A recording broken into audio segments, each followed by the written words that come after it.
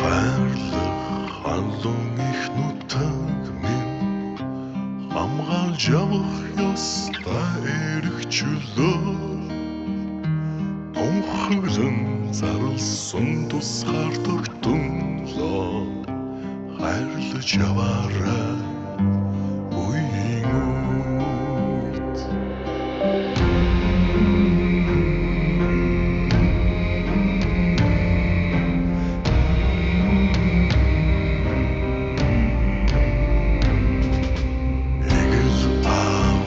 заригт хөвгүүдийг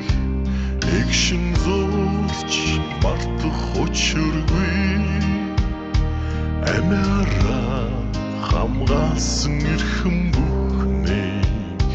хайрлаж яваарай үеийн үед ямар